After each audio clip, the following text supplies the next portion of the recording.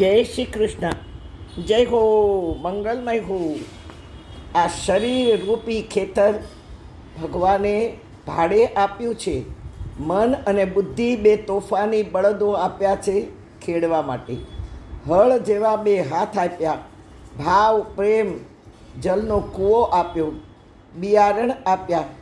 ગીતામાં 13મા અધ્યાયમાં ભગવાન કહે છે કે ક્ષેત્રજ્ઞ યોગ એટલે ક્ષેત્ર એટલે તારું શરીર, અને ક્ષેત્રજ્ઞ એટલે તું એને જાણી લે, જ્ઞાન પામી લે. આ શરીર માત્ર શરીર નથી, પણ તને ખેડવા આપેલું આ ખેતર છે. એમાં તારે શું વાવવાનું છે? તો મેં બિયારણ પણ આપ્યું છે. અમાનિત્વમ અદંભિત્વમ અહિંસા ક્ષાંતિરાર્જવમ આચાર્યો પાસનમ શૌચમ સ્થૈર્યમાત્મ વિનિગ્રહ. હા, અમાનિત્વમ માન વગરનું જીવ, દંભ વગરનું જીવ, હિંસા ન કર, શાંતિ પામ, નમ્રતાથી વાણી ઉચ્ચાર. આ બિયારણ છે. મહાપ્રભુ વલ્લભાચાર્ય, શંકરાચાર્ય, નિમ્બકાચાર્ય, રામાનુજાચાર્ય જેવા આચાર્યો ભગવાને મોકલ્યા, છતાં એનો કોઈ જ ઉપયોગ નહીં કર્યો. ગીતાના શ્લોકો સરળ છે, છતાંય અઘરા કહીને બાજુ પર મૂકી દીધા. અમારા મહાપ્રભુ વલ્લભાચાર્ય એમણે જોયું કે લોકો ગીતાને અને ગીતાના શબ્દોને બહુ જ અઘરા સમજી રહ્યા છે. તેથી ગ્લુકોઝના પાણી જેવા હળવા ફૂલ કરી, સમજાઈ જાય તેવા કરી, ષોડશ ગ્રંથનું અવતરણ કર્યું, અને ષોડશ ગ્રંથ વિશે પણ એમણે જ્ઞાન પીરસ્યું. સંપૂર્ણ ગીતા કહી તો એ ગોખવામાં ક્યાંય શુદ્ધિકરણ નહીં થયું. એટલું જ નહીં, વૈષ્ણવો શ્રોતાઓ શ્લોકો રટવામાં કેટલી ભૂલો કરે. કહેવાતા આચાર્યો સાંભળવા છતાં પણ ભૂલ સુધારતા નથી. હા, આ આજના આચાર્યો છે. એ આચાર્ય નથી, માત્ર વિચાર્યો જ છે. માત્ર સજી ગજીને ગાદી પર બેસવા સિવાય એમને કશું આવડતું નથી. જેને ગુરુ કર્યા છે એમને પૂછો કે અમને વેદ સમજાવો, અમને ઉપનિષદ સમજાવો, અમને શ્રુતિ શું છે એ સમજાવો, પણ એ નહીં સમજાય. કારણ કે પોતાને જ ખબર નથી.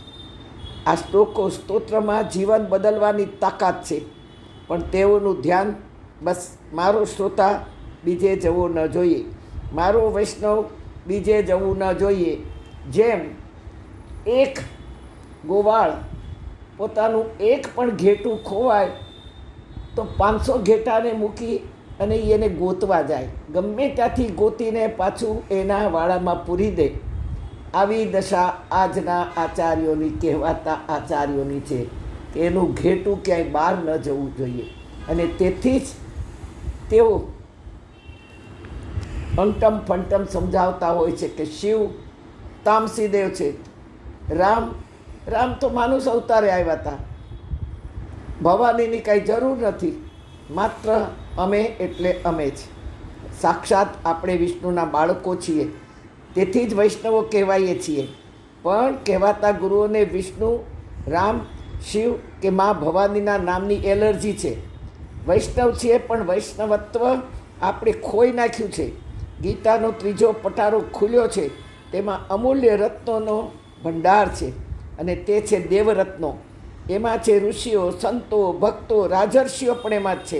પૃથ્વીરાજાના નામ પરથી પૃથ્વી નામ પડ્યું છે. એટલું કાર્ય પૃથ્વીરાજાએ કર્યું છે. 24 અવતારનો પૃથ્વીરાજા પણ એક અવતાર છે, જેણે આ જાણવાનો પ્રયત્ન પણ કર્યો. તેના તમામ દુષ્કર્મો કપાઈ જાય. બધા જ મહાન ચરિત્રાત્માઓ છે, જેઓ આજે પણ આત્મા રૂપે ફેલાયેલા છે. આપણે મંદિરે જઈએ ને, એમાં કેટલા થાંભલાઓ છે, છત છે, પગથિયાઓ છે. એને થાંભલા નહીં સમજો. એ બધા જ જ્યારે મંદિરમાં બિરાજેલા દેવની પ્રાણ પ્રતિષ્ઠા થઈને ત્યારે વાજતે ગાજતે આવેલા તે પ્રભુના દ્વારપાળ થઈ અને આ થાંભલામાં પૂરાઈ ગયા, ખડા છે. તેથી એને પગ નહીં અડાડવો. હું જોઉં છું મંદિરે દર્શન કરવા જાઉં, લોકો લાંબા પગ કરીને બહેનો બેઠી હોય, એક થાંભલે ટેકો હોય ને બીજા થાંભલે પગ અડકતા હોય.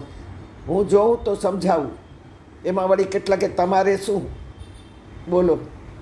મંદિરમાં પ્રભુના દર્શને સંતો ભક્તો પિતૃઓ આવ્યા છે, તેમના ચરણ પડ્યા છે, તેથી તો મંદિરના પગથિયાની રજ આપણે માથે ચડાવીએ. પણ બહેનો, ત્યાં ગમે તેવી રોગની ભોગની વાતો કરતા મેં જોઈ છે. અતિ અતિ અતિ પાપ છે અને એ પાપનું ક્યાંય નિવારણ નથી.